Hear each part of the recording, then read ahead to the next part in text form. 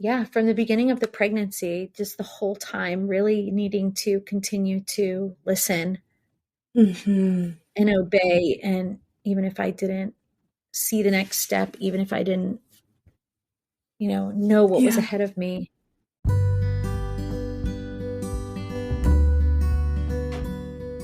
Holy Wild Birth is a podcast embracing the reclamation of giving birth, rooted in God's original design, undisturbed. Here, we share home birth stories highlighting God's presence as the great midwife, as well as conversations about all aspects of a holistic, spirit-led childbearing year. From the perspectives of myself, traditional midwife Lauren Hall of Rooted in Eden Private Contract Association, And me, holistic doula and birthkeeper Brooke Collier of Sister Birth. to choose a holy wild birth journey is to consecrate all your decisions unto the Lord. And to reclaim creation unadulterated by centuries of human attempts to control and improve upon what God has already called good. Please remember, birth is not a medical event, but a natural process. We are not your care providers, and this should not be taken as medical advice.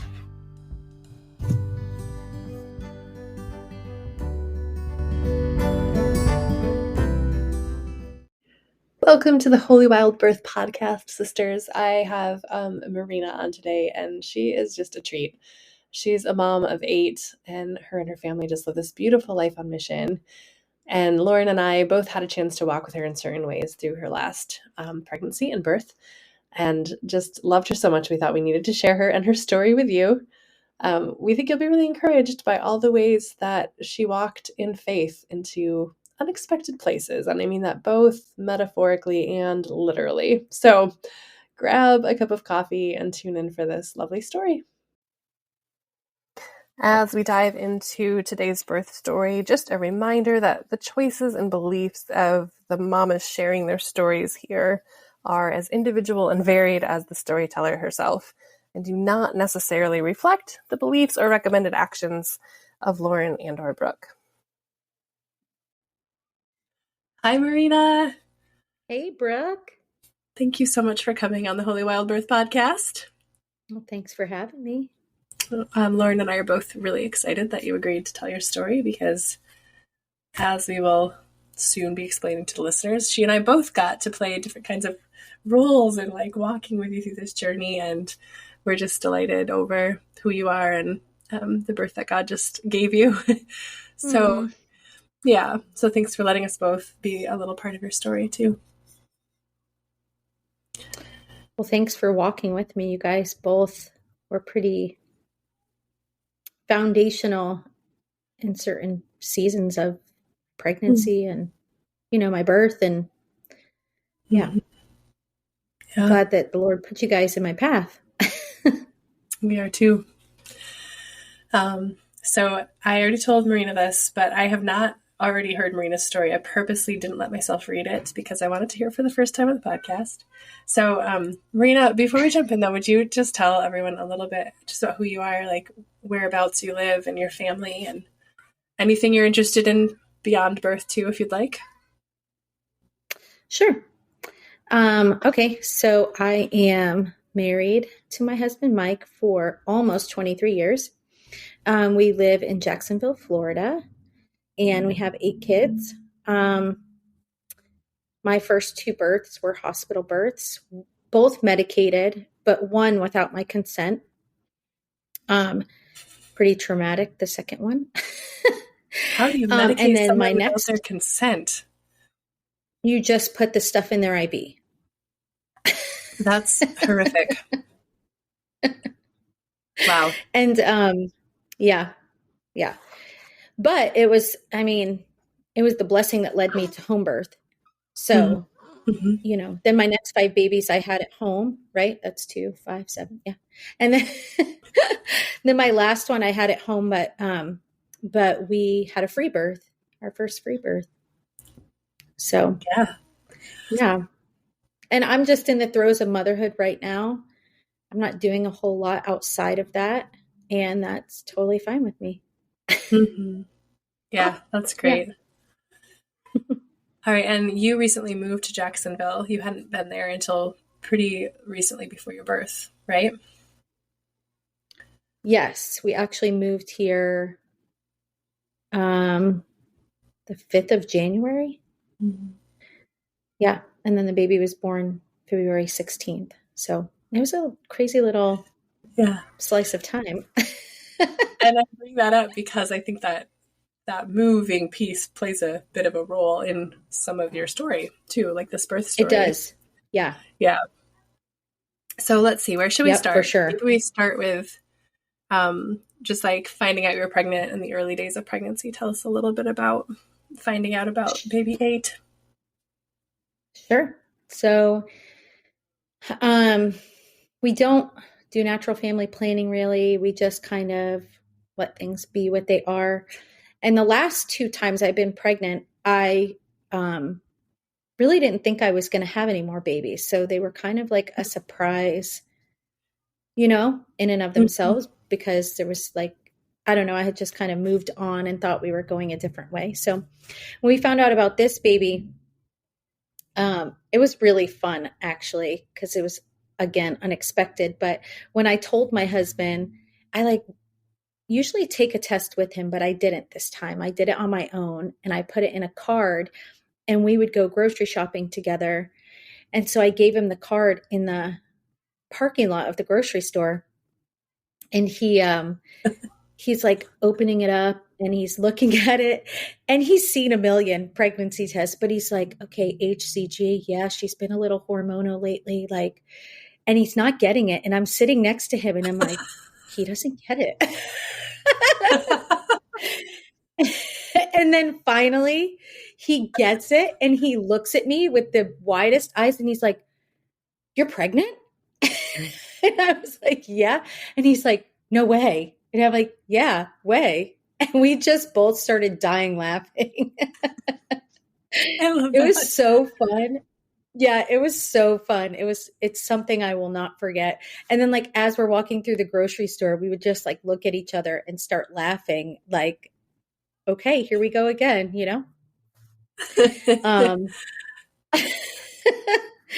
It was a lot of fun actually. And I have really easy pregnancies for the most part. So, I mean, my hormones were crazy this time and I felt a little bit out of whack sometimes, but for the most part, my pregnancies are pretty easy. Good. So, that's a blessing. Yeah. For sure. And now, did you have, since you did have all your babies at home, was it kind of an automatic, of course, we're going to have this one at home too? I think that was probably not a huge discussion for you. Or was it? No, it wasn't. But so we were living in Missouri at the time. We're from Florida, but down south further. And we had basically like the same team with us for the last 5 pregnancies with some variances. Like there was a midwife that went out and one that came in, but I had like my person in birth for 5 pregnancies. And so in Missouri, obviously I wasn't going to have her. So that was a bit of an adjustment for me. Yeah. And I had a friend who was a midwife, who is a midwife. And a little bit of backstory, we had lived in Missouri before, and I was pregnant with twins, and she was in midwifery school at the time. So we became close because I was helping her with her kids while she was in school. And so that pregnancy ended really terribly. Mm-hmm. And so anyway, it was kind of like a running joke with us that like, if I got pregnant while I lived there, like I owed her one, like we needed to have a good birth because of the twin loss was really not good in a lot of ways. Mm-hmm. And so when I got pregnant, it was like, I would use her as a midwife, but very quickly I had to check in my spirit that I shouldn't use her as a midwife. Yeah. So that was a little bit of a discussion with my husband because I was like, I don't really know what to do. Like we're friends and I need to unpack this a little bit. I bet. Yeah. So it sounds Yeah. like part of your rational brain was like, why would I have a check in my spirit? Seems like it should be an obvious yes, but it's not, right? Yeah. Like, yeah. Right. Yep. Yeah, I'd have to unpack that So too. then I had thoughts of like, well, yes, like, well, what would I do? Would I go to the hospital? I was like, I can't imagine stepping foot in the hospital. Like, they almost killed me when I was there with the twins. Like, I couldn't see myself going back there. Yeah. Well, it wasn't the hospital, it was the ER doctor. The OB who came in was actually very helpful and Good. very awesome at what he did. Like, he took good care of me, and I thanked him afterwards. He was a great guy. In my experience, there's other women who've had terrible experiences with him, but my experience was good. So I was just like, what am I supposed to do? Yeah. And my husband was like, well, just wait. Like, you don't have to make a decision right now. But I kind of felt like I did. Excuse me. And her and I had talked through some things when I first got pregnant. I asked a lot of questions like, have you been a midwife to a friend before? Who wasn't your friend? Who was your friend prior to being pregnant? Not somebody you became friends with because you were their midwife. Because the dynamic in that is a little different, in my opinion. I agree. Yeah, I agree. And I just asked a lot of questions. I tend to be that way, like beneath the surface. I want to know all the things. I love that. And so I didn't walk away from that conversation feeling like confident that I should hire her as my midwife.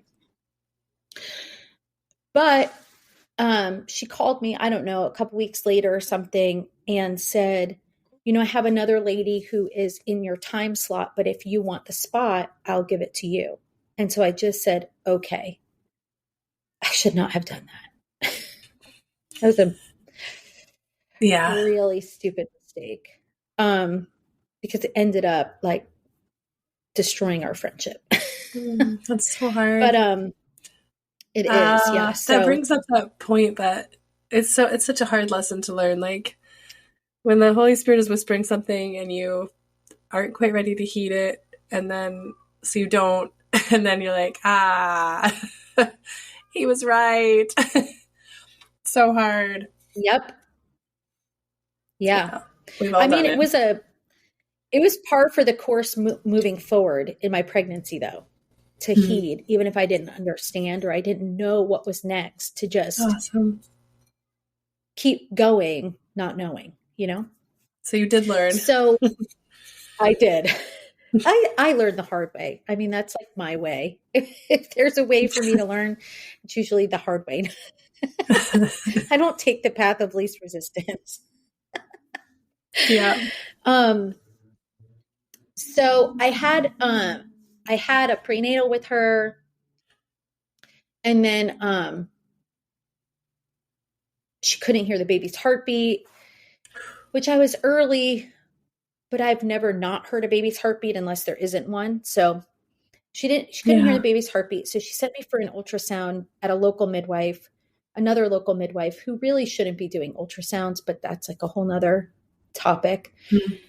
So she diagnosed me with things that actually I didn't have. And she said I had ultrasound. Yeah. So the woman doing the ultrasound was another local midwife. And she said I had an anterior placenta and I had a hematoma, or a subchorionic hematoma. Oh. And that it was big. And she gave me these pictures. But she's not a trained ultrasound tech, to clarify, right? Correct. Okay. She's a home birth midwife doing ultrasounds. Yes. Yeah, I could see that could get a little iffy. Yeah. So it's a very different skill set to be trained in. Absolutely. Yeah. So I ended up going to, like a week and a half later, I had to drive like 2 hours away. In Missouri, everything's far. Unless you live in St. Louis or Kansas City, like everything is far. So I drove to a very trained, skilled sonographer. And he's been in the doing it for 30 years, very passionate, very smart. And so he was like, you don't have an anterior placenta. In fact, what he showed me of my placenta, we were able to see when the baby was born, which is really cool. Oh, interesting. Because I think I was, wow. I think I was like 14 weeks, maybe close to at that time. So when we had my placenta, my husband was like, remember he said XYZ, and look at, this is what it is. So Wow. that was kind of cool. Yeah. So, and he was like, if you had like a bleed, it's not there now. Like, I don't know. My husband even showed him the pictures, and he was like, I don't know what that is. Interesting. And I don't, why did her photos look like this? Like, he was very concerned about the whole thing, but he was like, you're fine. Your baby's fine. Like, you don't have any reason to worry. Like, don't sweat it. Good. So I was like, okay. Yeah. He ended up playing a role in later on too, which is kind of cool how the Lord like put everybody in place that I would need along the way. So I went to Florida. My girlfriends knew that I was kind of struggling with not really having friends and kind of being lonely. So they flew me down. My girlfriend down here, who also is a midwife, she brought her Doppler over, and she's like, let's just listen to the baby. So she got the baby right away, and it was fine. So I go back home, and I'm like, now I'm like at the 16-week mark, and I have an appointment coming up with a midwife back in Missouri. And I'm like, I've got to tell her, and I'm like, this sucks. Yeah. I don't know how else to say it. Like, how am I going to tell her this? How is she going to respond? I've had to do this before, so it wasn't new to me, but it doesn't make it easier. No. So I go to that appointment. I ask for her forgiveness for taking a spot that isn't mine. And for, and we had talked about how is this not going to be awkward, and it ended up being awkward. It was not great, but anyway, I released myself from the practice, from being her patient. And, she asked me, what are you going to do? And I'm like, I don't know. Like, I don't know if she thought I was being dishonest with her by saying I didn't know, like if she thought I had a plan in place, and you know what I mean? Yeah. Yeah. But at that, I was like, I don't know if I'm going to free birth, if I'm going to go to the hospital, if I'm going to have another midwife. I don't know. It's like the only thing you were clear on at this point was that you weren't meant to be her client, but you didn't know what was next. Yeah. Yep.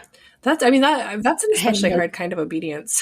So I bless you for that, because I think it's human nature to want to know like what we're going to next, like it's not this because it's going to be this. And in your case, it was like, it's not this because I don't know what's next. That's a harder kind of obedience. Yeah. And I think that was the whole reason why I jumped on being her patient in the first place, is because I was like, oh, I don't want to miss out on the spot because I don't know. And I should have just listened in the first place, but lesson learned, Yeah. And it might be lesson learned 100 times. Who knows? Hopefully not, but,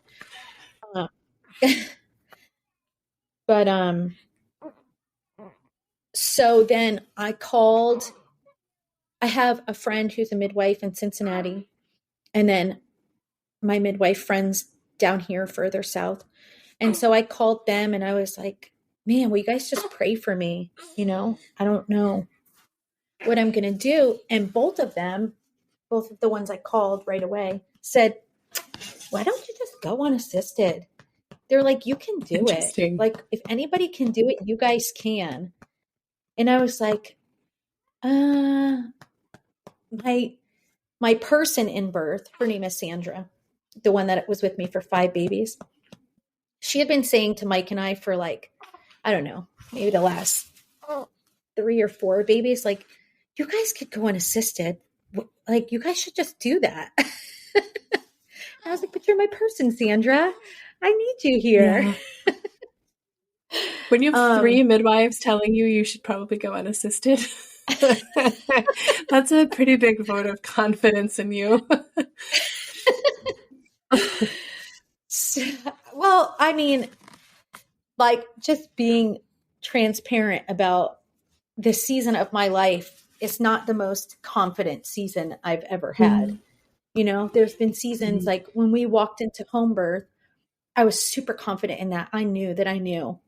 And it was like naysayers would talk to me and I'm like, I don't really care what you say. We're doing this, you know? Yeah. Yep. But there was a series of events over a few years' time that really just like crushed my confidence in myself and in like, I guess what I thought was my ability to hear the Lord and obey. Like, I don't know. I just really did not have confidence at this stage of the game. Sure. So it was hard. Yeah. So they said that and I was like, oh, okay, like maybe. Maybe. So I talked to Mike and I was like, so the girl said this, what do you think? And he's like, yeah, we can do that. Let's do it. I was like, what? He's like, yeah, like, you know, I think we could. I mean, he's always been like, he's my real person in birth, you know? Yeah, absolutely. We have some pacts between each other. Like, if something happens, then we do this, you know? And so like, we've had those in place for a long time. Like, he's like, I don't care what happens. If I say, I think we should transport, we transport. And I'm like, okay, that's because he's not a panicker. He's great in crisis. So he's like, you know, I can like really lean on him in that way. And, yeah. So we had some of those things in place. So he's like, yeah, I feel like, you know, if stuff was going to go down, we would know what, you know, we could go to the hospital if we needed to or whatever. And I'm like, the hospital's never an option. They try to kill me there.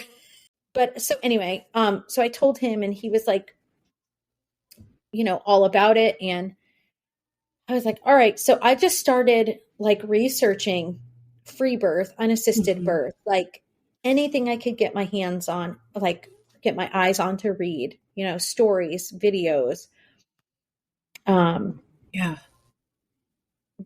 websites that are like archaic. the OG free birth resources. Yep, exactly. Where it's like, wow, this is like really far. That's funny. Really far back they published this. But I just like gobbled up anything I could find. And somewhere along the way, I found you guys. I don't really remember exactly how that happened, but at some point I found you guys and I was like, oh, I'm messaging them. It's like, because I had messaged so many people. I mean, I don't know. I talked to, message, Facebook Messenger, so many people trying to figure out the information that I needed. Yeah. Because like I said, I wasn't really leaning. I mean, I was hearing the Lord's voice, but I was like, not really trusting that I was hearing him. You know, like it was like I just needed to do my due diligence. I don't know, to the umpteenth power to make sure that like I was doing all that I could do, you know? It was wearing me out, honestly. Maybe it was a little bit of a frantic energy behind it to reassure yourself and therefore instead of it being life-giving to do all the research, it felt a little bit exhausting. Well, yeah, because I met with midwives in Missouri too. Like, you know? I mean, I think it was probably around this time when you must have joined Embrace Birth Journey, because I remember having a conversation with you about like, you were still in the wrestle, you know, you're like, I think this is where God's leading. But it seemed like there was still this part of you that desired to be companioned by like a female support person. And so there was a little bit of tension around that, if I remember correctly. Yeah, for sure. Yeah. We met with a midwife up there, and she was lovely, and her assistant was lovely, and they were great ladies. But Mike and I looked at each other, and I was like, do you feel like we should hire them? And he's like, no, me either. Like, I walked away feeling like, meh, Yeah. And I was like, oh, this is not really going how I thought it would go. And then we had another woman over to our house for lunch and to meet her. And same thing. She was great. Like, I really like her, but I'm not supposed to hire her. So at some point it dawned on me, or I don't know. I was just like, maybe we're not going to be here to have this baby. I said that to my husband and to my friend down south, who's the midwife. And she was like, that's so funny. I had a dream. And she told me like this dream that she had that we would be in Florida to have the baby. And I was like, what? Yes. I really don't think so. Yeah, this was not a change you saw coming, just to clarify for our listeners, right? It's not like you were sitting there thinking and plotting a way to move back to Florida at this point. You were... No, you thought you were staying in Missouri. Yeah. So how did that come up? I remember these kind of your initial comments and then Embrace Birth Journey about like, I think maybe God's going to move us, but I don't know where and how and what for. But you were feeling this like thing rising up, and then suddenly it seemed like really quickly it went from like a maybe God's going to move us to like, my husband's down there, he's scoping out houses, we're going. How did that happen? So I kept feeling this, a little bit about the backstory. Like, I really just wasn't connecting with community. A couple of my kids had connected with community, but most of them hadn't. And so I was like, well, maybe we are. Like, there's a lot of things that are saying that, like, I'm looking around and thinking like, maybe this isn't it, which is weird because I thought Missouri would be like it for us. Mm-hmm. So I, in my research junkie nature, started looking at like 10 different states. I would look at what their homeschooling laws were, what their home birthing laws were. Like, I would just look at all of these things, and it was like, nope. So my husband was down here.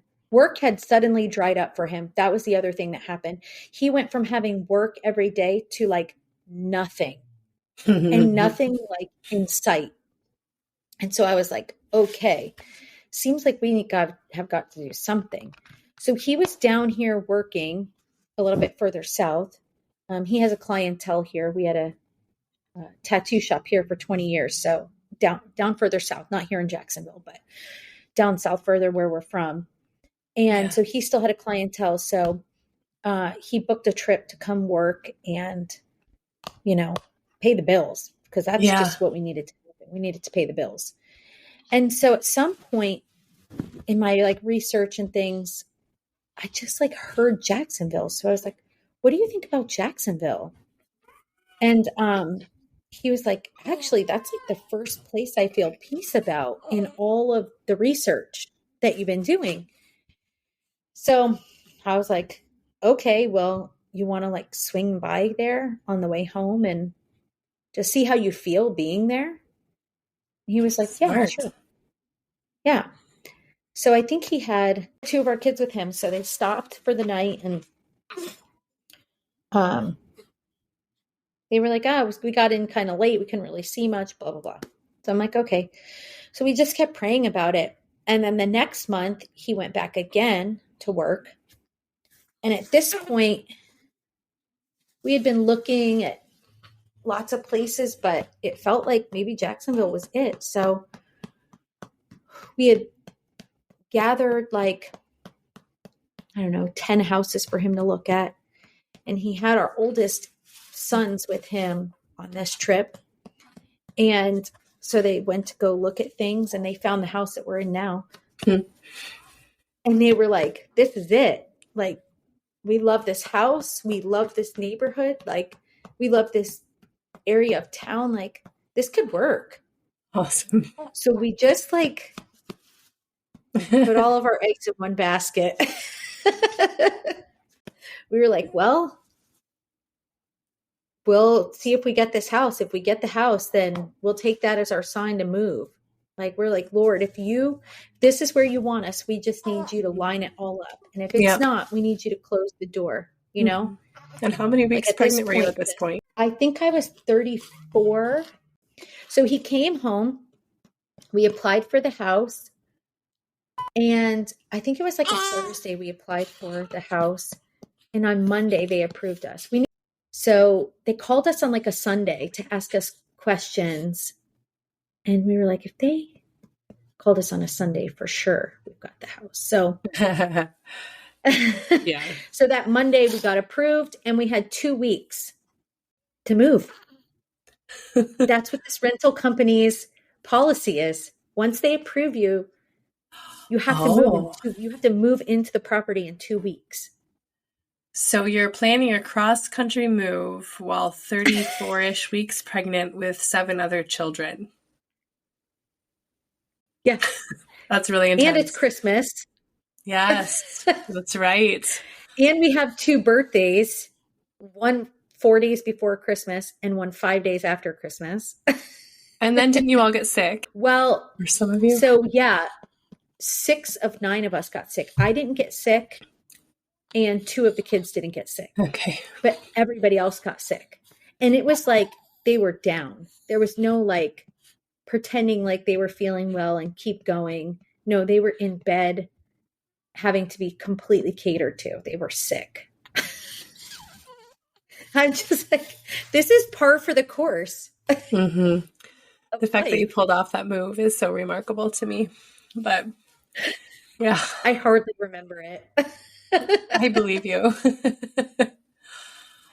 Oh my word. So somehow that's wiped out from your memory, but somehow you are now in Jacksonville and you're like 30. Were you 37 weeks when you landed there?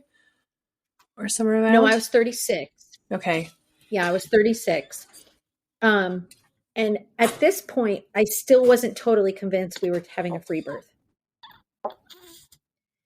So I got here, and you're calling midwives to see who's going to take you into care at 37 weeks with your 8th baby, and you haven't had, like, aside from me doing my own prenatals, no prenatal care. I had a scan at 22 weeks with the same, I should have backed up a little bit. The same guy who saw me at 12 weeks. Oh, yeah. I called them at 18 weeks and was like, so listen, I really want to have a scan, a 20-week scan, and check on the baby and check on me and all of those good things. But I do not have a care provider. Mm-hmm. And they're like, okay. And I was like, but I really want the scan. It's important to me to know that the baby's okay, that I'm okay, that everything is in the right place. Should we have a free birth? I just wanted to know those things. Yeah. And so the woman on the phone, her and the sonographer own the business.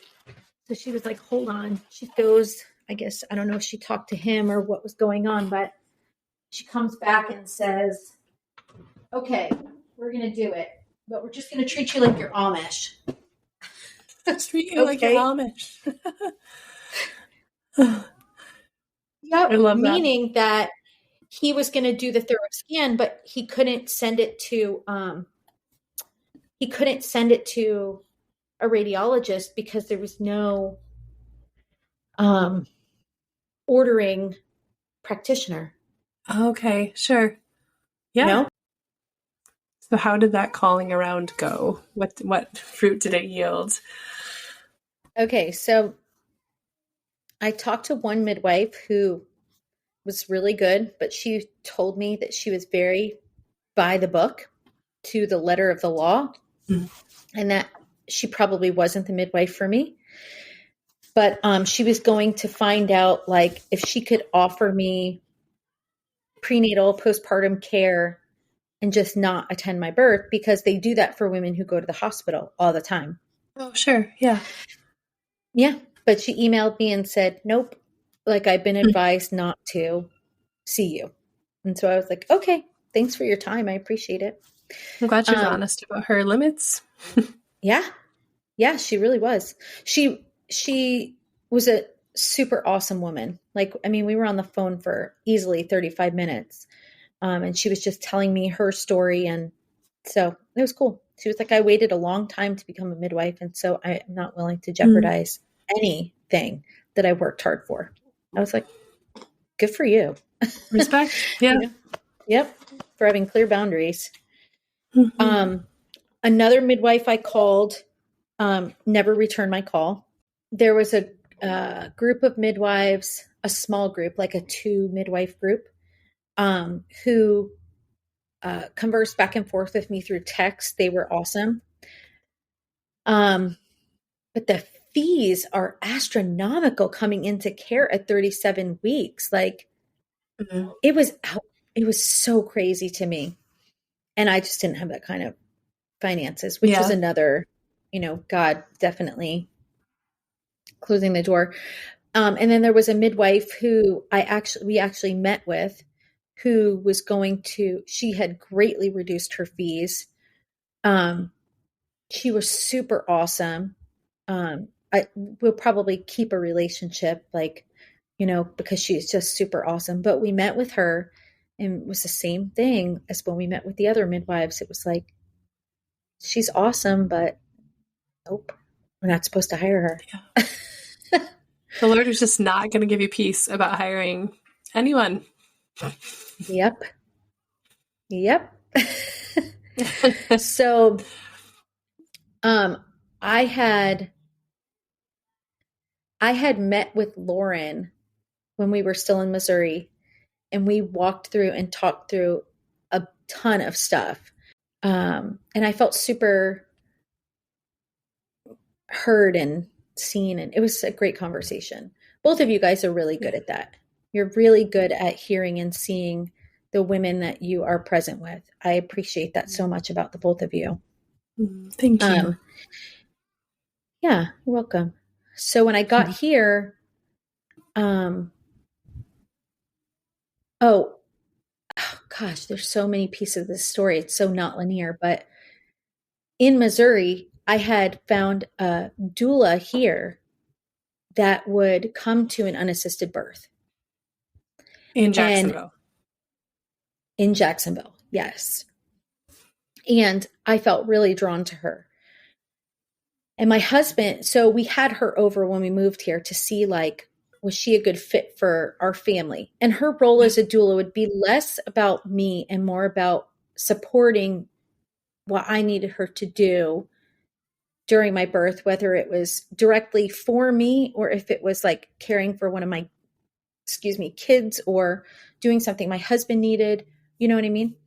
Yeah. So it wasn't like a doula in the sense that most people would probably think of a doula is like taking care of mom. I was like, I don't need a lot of care during labor. I kind of do my own thing, but I need to know that my family is being taken care of if they need something.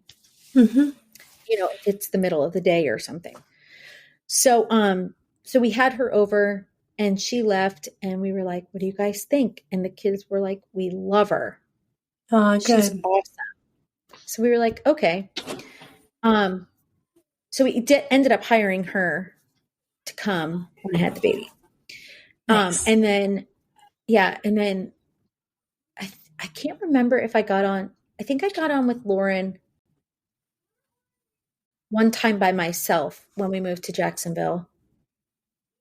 And then we scheduled another appointment for my husband, and Kaylee is the doula, to be on with Lauren. So if anybody had questions, if, just to do some like birth prep for everybody Yeah. prior to us having a baby. Because now That's at this great. point, I think I'm 38 weeks when I met with her. I think I was 39 weeks when we all met together. We were like really pushing it to the very end with everything, but we all met and everybody got birth prep and at that, finally, like 38 weeks, I felt like, okay, we're going to have a free birth. This is what we're going to do. So Finally at 38, 39 weeks, you fully surrendered to this calling to free birth. that's like so me. But I'm also, I know this is a birth podcast, but I'm also just really like, I hope that people listening are hearing about what a cool family culture you have too. I'm just so blessed by your family culture of moving as a unit and including your children in your processes of making big decisions and thinking through things like that as a team. That's really great. So just had to point that out as a side note. Thanks. I appreciate that. They're such a big part of the process that, if they're feeling, they hear from the Lord too, like we're a missionary family. So we really do believe that like everybody hears from the Lord, the Holy Spirit, he speaks to them. And so we want them to speak up and we want them to learn to trust that they can hear from him and, and that's valid. Yes, So amen. I love that. Okay, so you had that conversation and everyone was now on the same team and you're due to have a baby any minute. And you have a doula. we have a doula. And you've consulted with Lauren. Yeah. And she was so good to talk to. She's so supportive and thorough, when you talk to her. And prayerful. And I told her the thing that I going back to what you said about you could hear in me that I had like this desire for like female companionship in that birth. My heart was that I wanted a prayerfully observant, wise woman, like sister. She didn't have to necessarily be older than me. I'm a really kind of anomaly in that way. I don't have older women in my life, really. I don't, so like having an older woman necessarily to me didn't really matter, but holding the wisdom and being able to hold the space, while letting me do my own thing was important, Yeah. So we ended up doing that. And then at 39 weeks, 40 weeks, one of my best friends down south, that my midwife, who's a midwife, who told me to free birth, she was getting married the week before I was due. And so we weren't missing that. So we went down for the wedding in the midst of moving and all of that. And everybody down there is like, wouldn't it be great if you had your baby here? I'm like, no, actually, it wouldn't. And this is her wedding. She doesn't want to have me having a baby at her wedding. Like, let's think about this, guys. Don't need to steal her show. I know. Not trying to steal her thunder. So we did that. We came back home. My due date came and went. And I was really ready to go to like 42 weeks because my last baby came at 41 and 5. So I thought they just keep getting later and later. So for sure we'll be at 42 weeks, but that wasn't the case. And then at this point, the Sunday before I had her, we pretty much had everything done. We had the birth pool set up. We had all of our supplies where they needed to be. Everybody kind of knew what they were doing, as much as you can, prior to having the baby. Yeah. You can, but the Sunday prior to me having her, we had friends come and stay with us. They were just kind of in a space where they needed to come stay with us for a few days. And I thought, surely I won't have the baby until after they leave. Even your degree of hospitality that late in your pregnancy is so admirable to me. I'm usually like, I close down so much at the end of a pregnancy that I can't imagine having an entire family stay with me when I'm 40 weeks pregnant. I always had prodromal labor too, so I was expecting to have a lot of that. But that didn't happen either. So I think the week before I had her, I had a day where I was like really uncomfortable and having some contractions that I timed, but I was, I like knew it wasn't time. It was just prodromal labor and we were just setting things up. I lost my mucus plug probably a week before I had her, so there were some signs that it was happening, but it wasn't happening. And I was like, okay, well, that's what made me think I'm not going to have her until after our friends leave, like maybe my body just wasn't going to let go before that. But on the 15th, I had a chiropractic appointment. Our chiropractor comes to our house. So I was kind of uncomfortable that day. And she came at like 4:30 and adjusted me. And I was really uncomfortable after she left. Like the kids wanted to go for a walk and I was like, okay, we can go for a little walk. But I was like, this is not fun, guys. I don't want to be walking right now. So we went for a little walk and had dinner, and it was my friend's daughter's birthday that day. So we did like birthday dinner and all of those kinds of things. Her kids are early birds, which was kind of nice, especially that day because I was like uncomfortable and ready for bed. So we were going to bed a little bit earlier because they had the downstairs and we all have our bedrooms upstairs. So we went upstairs and got into our little space and like went to sleep. I was uncomfortable, but no like contractions or anything. And then through the night, I woke up twice. I went to bed like midnight. And twice I got woken up by contractions, and that had never happened to me before. Oh, so that was new altogether. I don't know what time it was, but I got up, went to the bathroom, and thinking like, I'll just go back to sleep. And then at like 5:15, I got woken up with like a really strong contraction, and I was like,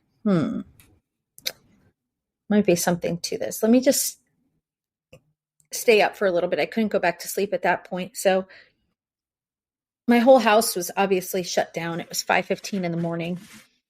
And so I just grabbed my birth ball and sat on the side, put it on the side of my bed. My husband like sat up and looked at me, was like, "Are you okay? Like, are you in labor?" And I was like, "No, I'm fine. Like, just if I need you, I'll wake you up. Like, if it's really labor, I'll get you up."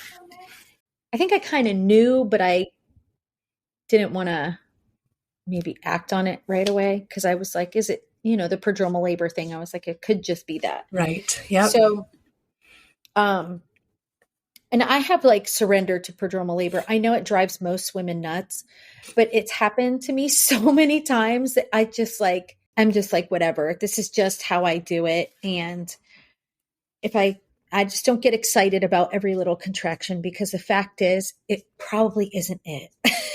Yeah. And I just get myself disappointed, Yeah.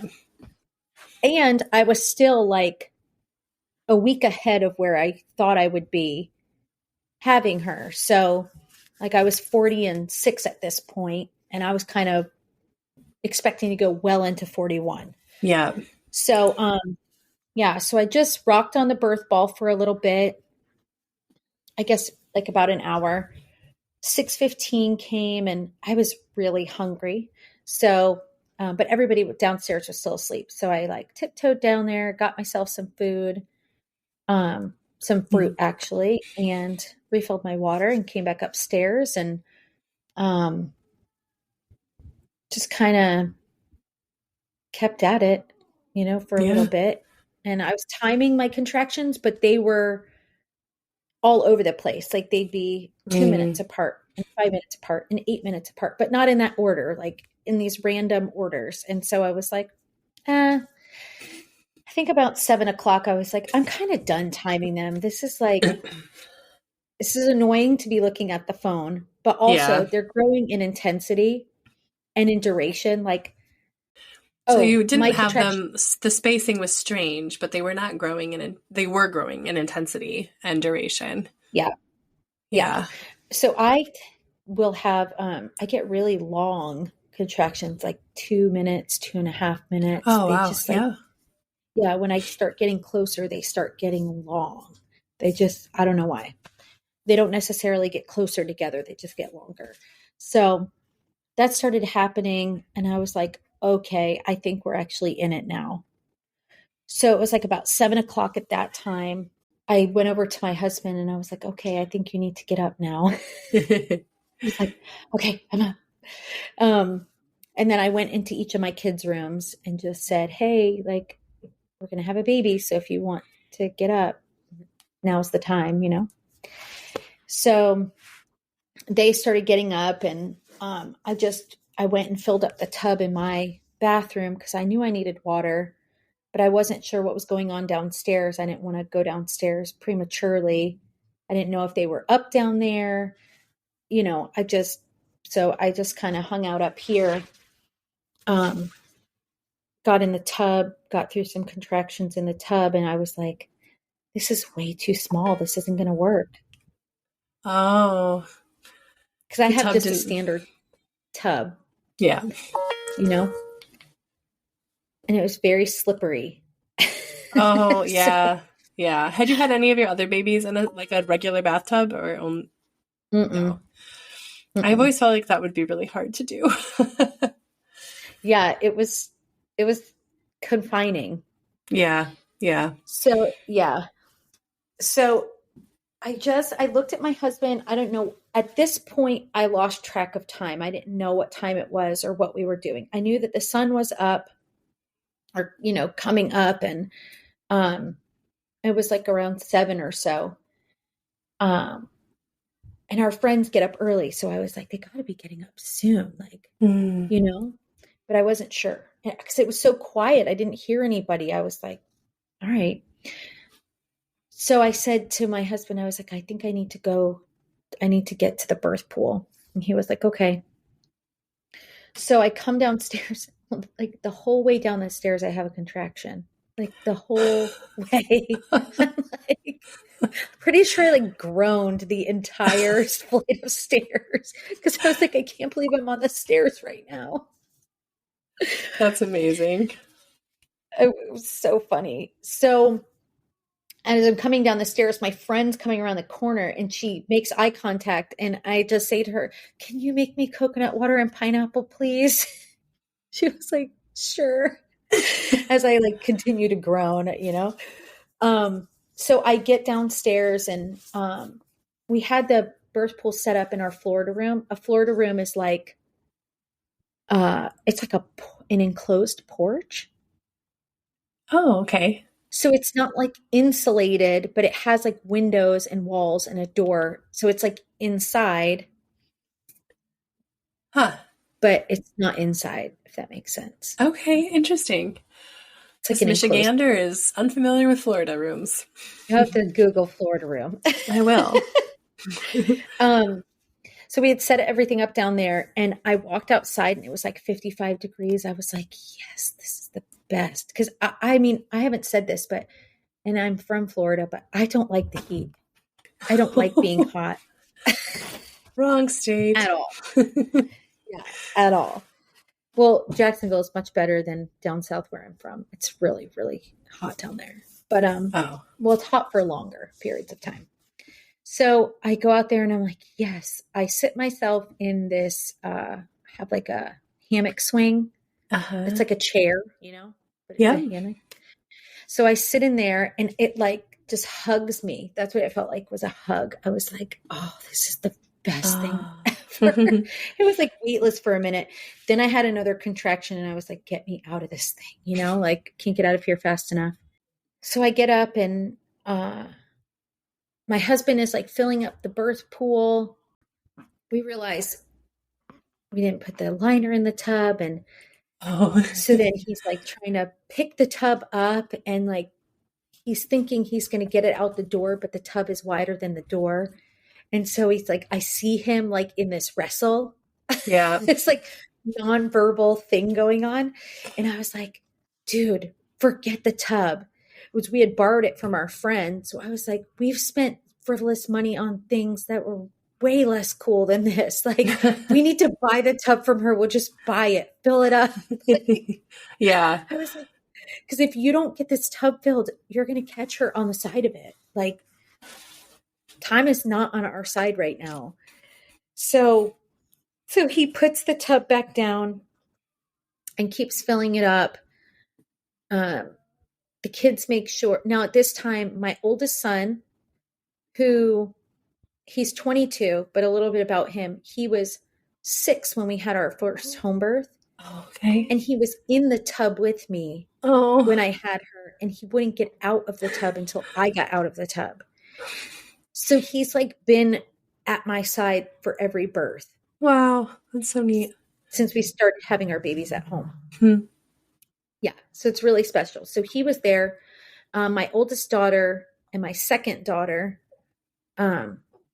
they were out there.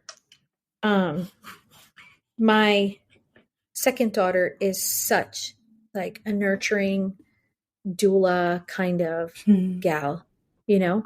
And then my oldest daughter, she's more like a sit and observe when it comes to birth. She wants to be on the outside, like taking pictures, or like she's prayerfully observant. Yeah. You know? That's awesome. Yeah. My 17-year-old, I think I said, maybe I didn't. He's got Asperger's. You did say, yeah. I'm his person. So in birth, he like is like, I don't want anything to do with that. You just talk to me when you're fine and the baby's fine and everybody's fine. Sure. Yeah.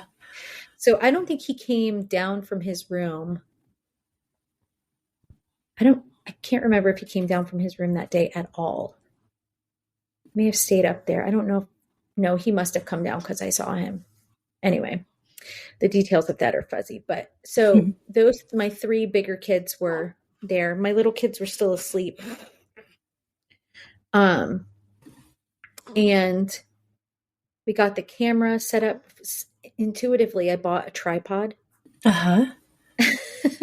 Because I wanted a video or pictures or something. And we were actually going to hire a photographer, but my kids were like, no, we don't want a person there. And my husband was like, I don't want to spend the money. Like, you know, we're just getting everything going here. I don't want to spend that kind of money. Sure. So I was like, okay, we won't.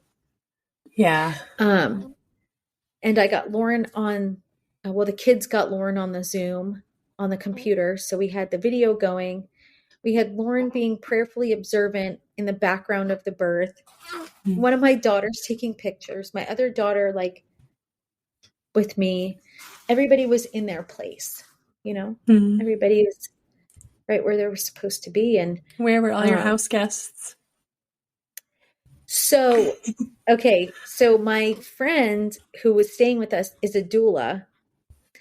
And so she knows how to hold space. So she was like shushing everybody, like, be quiet, let her have the baby, don't yell, you know, stay outside, you know. So it was really funny. So she was like micromanaging the house while I was laboring. And I messaged, when I woke everybody up, I messaged Lauren.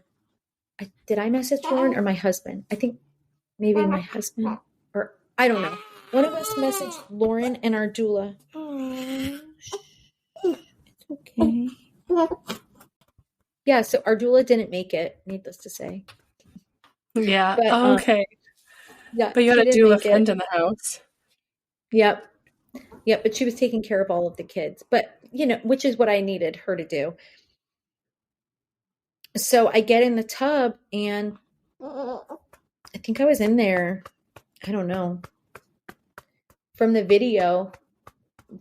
time the video started, it was 10 minutes until I had her. Oh my So word. I don't know. So I had her at 8:23 a.m. So, like I said, it was 7 o'clock when I woke everybody up, and it seemed like time flew. Yeah, I bet. That's You so know? fast. So I don't know, you know, who was doing what, but I was in the tub, I was laboring, doing my thing, and um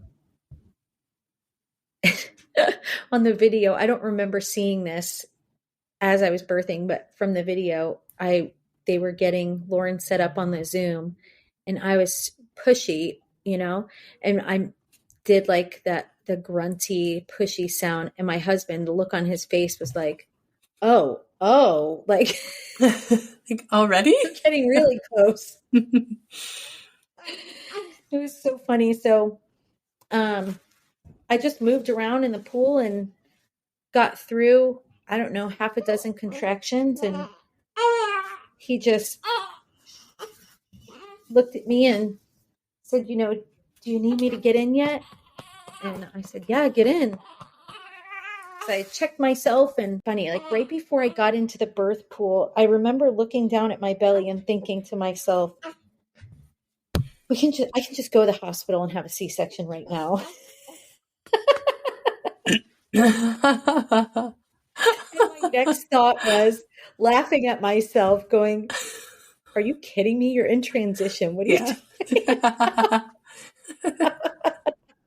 I actually love hearing that even as a mom, having her 8th baby, you can still have that moment of like, get me out of here. I'm going to go to the hospital. Yeah, even though you know in your head that transition, that's what that means. But it doesn't save you from having the, oh, heck no moment. Uh-huh. Yeah. And then having like the rationale still in my mind to like my next thought being like, are you kidding me? That's pretty funny. This baby's going to be here. So I get in the birth pool and labor around, and I checked myself. After a couple times of feeling like super pushy, I was like, let me just see where I'm at. And I could feel her. I didn't know if it was her bag of waters, if it was her head. I wasn't sure what it was, but I was like, whatever it is, it's close. So I had said, like, she's coming, like she's close. Something's right there. Yeah. Yeah. Yeah. And then I had these thoughts in my mind, like, Lord, please don't let this be an umbilical cord. Like, let this be her head, let this be the right part of her body coming down. Yeah. And having that, when I think of it, that's probably why I like to be by myself in labor, because it's my time to like converse with the Lord. Mm-hmm. And if anybody else is talking to me or trying to be in my space, it's like really distracting to my conversation with him. Yeah. Yep. Totally. I need Totally. to just like tune in and go, okay, like this is where the rubber meets the road. It's me and you. And, yeah, that's that.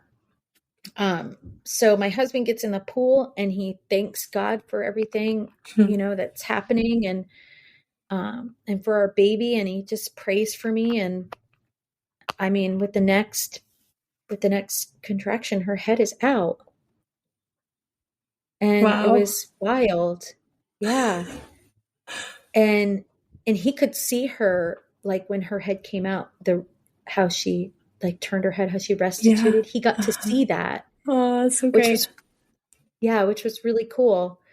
And then next big push, her body was out. It was in that moment, like, oh my gosh, we just really did this. That must have, wow. So did it ever feel overwhelmingly fast? Or you don't sound like it was like overwhelming or intense, just quick, but not in a like, oh my word, buckle your seatbelt, this is so intense kind of way. Just fast and simple. 3 hours isn't like, I've had a baby in 59 minutes before. Okay. So by comparison, this is not that fast.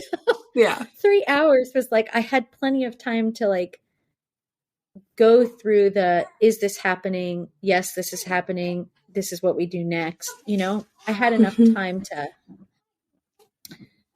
process and move through all of it, I think, in a really nice and gentle way. Yeah. Wow. It's so simple how it just fell together so effortlessly and just moved so smoothly with all your people that you needed. Yeah. Oh. Yeah. It was beautiful, honestly. Like it was beautiful. My cords are really short, so Mm-hmm. I would have liked for her to stay attached longer, but she was really looking to nurse. And so we needed to, we cut her cord at like 17 minutes, and I think my placenta Oh, delivered at 35, nice. Those are you good know? times. Yeah. Yeah. So I would have liked for her to stay attached, but like I just couldn't, my cords are just so short. Oh, every It's time, just, huh? yeah. Yep. It was the whole thing just from the beginning of the pregnancy, honestly, from the beginning of the pregnancy, just the whole time, really needing to continue to listen Mm-hmm. and obey. And even if I didn't see the next step, even if I didn't, know what was Yeah. ahead of me. Yeah. That is the theme, isn't it? Yeah. Mm-hmm. I earlier when you were talking, the word Abrahamic came to mind. You know, this story about God saying to Abraham, you're gonna leave now and you're gonna go to a place that I'm gonna show you later. And I felt like that your story had a lot of those elements to it. Kind of the Abrahamic spirit of being willing to get up and go to a place that you did not yet know. And in both literal ways as well as metaphorical ways. Yeah. Mm-hmm. I would agree with that 100%. Mm-hmm. Yep. Yeah, I'm blessed by your faith in that. That's and knowing that by your own admission, it's not necessarily the most natural thing for you, that you would in some ways prefer to plan and have your T's crossed and your I's dotted well in advance. And so you were really being called to step outside of your comfort zone in certain ways to go, even though you didn't know quite where you were going and with whom. Yeah. In this season of life, for sure, I think by nature, I'm pretty adventurous and spontaneous. But I think because like I have so many people in tow now, Mm-hmm. Mm-hmm. there's a bit of caution with walking and wanting to know a little bit in more detail, just because there are so many other people involved in the decisions that I make. Yeah. But true to my nature, like the adventurous part of my nature, I think, I don't know, that's just who God made me. And Yeah. he continues to craft that or curate. I don't know what the right word is. He continues to yeah. So even to Make it highlight so. that in you and draw that out of you. And I think that's something the Lord is really delighted in about with you. Like that adventurous spirit. And he's saying, that can come out and play again in this birth. Let's tap back into that adventurous spirit. Yeah. Yeah. I mean, I did something that I didn't think I could do. Mm-hmm. It Mm-hmm. definitely, like doing my prenatals and using the fetoscope to find my baby's heartbeat, put a confidence in me that I think was almost lost, you know? Mm-hmm. And my husband looking at me afterwards and going, dude, you just totally bossed that. Like you just straight up had a baby. Like you did all of that by yourself. He's like, but he's like, we did it. Like he caught her and he's like, Oh. dude, I can't believe we just did that. And then my daughter, my oldest daughter, who was really, she had a lot of worry in her that she had to turn over to the Lord and to trust. She's like, I can't believe we just had a free birth. And like, everything went absolutely perfect. Oh, so good. So good. It's like such a, it was so good. We've had so many failures and so many flounderings that like, this was so good for us. It was so redeeming, and, knowing that like our confidence in, I guess, has just been somewhat restored, Yeah. Amen. Yeah. That's beautiful. The ripple effect of that for your family and your marriage, as well as you as a mom and a woman. So cool. And has postpartum been okay for you so far? Yeah. I mean, I've had a couple like hiccups along the way. Not even hiccups, but just like, things that I'm like, oh, today I'm not feeling so well. What's happening? And kind of just honing in on what actually is happening. Let me just slow down enough to slow down in my own mind to like think about what's actually going on here. But I've been, this postpartum has been really good. I can see myself coming out of this in a really healthy way. I've struggled with postpartum depression in most of my, after most of my babies. So I'm just being a little bit more proactive to be mindful of myself and to shift as I need to. Yeah. Yep.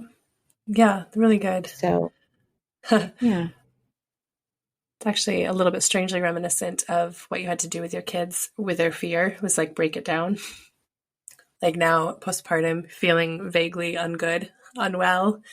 Okay, let's slow down. Let's break it down. Let's take a really close look. And then we can work with that. Yeah. Yesterday was like, I was feeling that way. And I said to my husband, like, am I depressed? Am I getting depressed? Oh no. Am I like, is it coming for me? That's how I felt. And I was like, wait a minute. Okay. Let's think about this. I am actually overstimulated, because I was like, I'm overwhelmed. And I'm like, no, I'm not. That's not the right word. And I had to like really think about it. I was like, I'm overstimulated. Like, it seems like everybody's voice is on blare. Everybody's like fussing and needs something all at the same time. This one is screaming. And I'm just like, whoa, this is a lot. Like, I need to breathe. Yeah. Because once you pinpointed it, then you knew what to do. Yeah. Yeah. Beautiful. Yeah. And I could just own it for what it is and not, make it something that it's not. It's so easy to like let those thoughts and those feelings take over. And I'm like, no, I just don't want to give into that. And, and if it is that, fine, we can deal with it, but let's see if it really is that, Yes. Yeah. Well said. I appreciate that. They, and the rebalance tincture, I think I found that from you.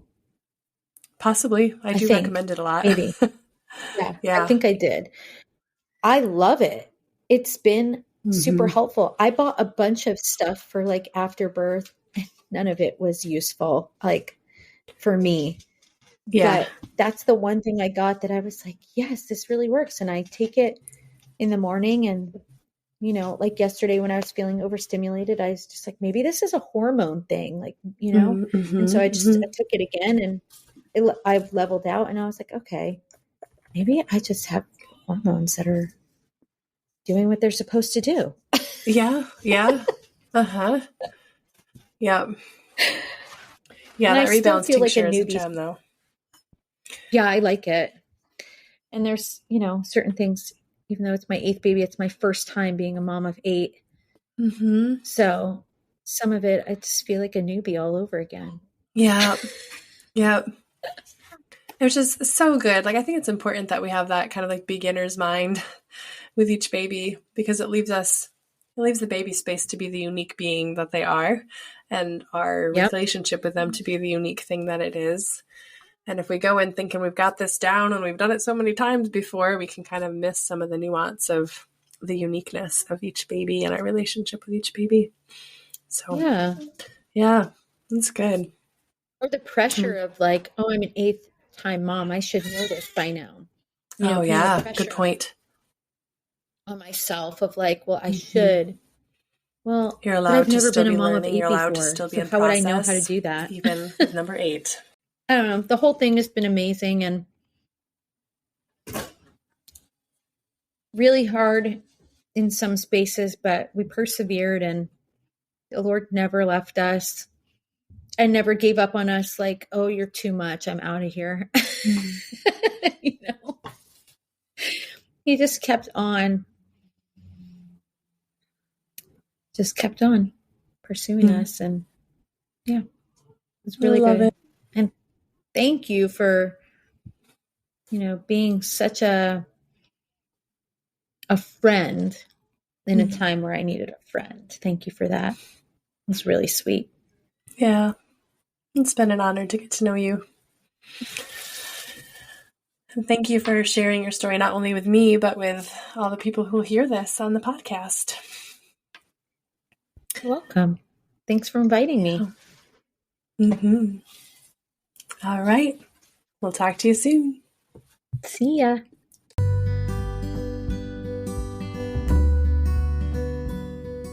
Thank you so much for tuning in to this week's episode of Holy Wild Birth. We hope that you were genuinely encouraged, inspired, and challenged by what you heard today. If you're loving what you hear, please make sure that you share it. Leave reviews. That helps other mamas find this content as well. And don't forget to read the show notes, okay? Because that's where you can find our email address if you want to reach out to us and start a conversation. It's also where you'll find free offerings as well as invitations to work with me and or Lauren. We can't wait to get to know you. See you next week.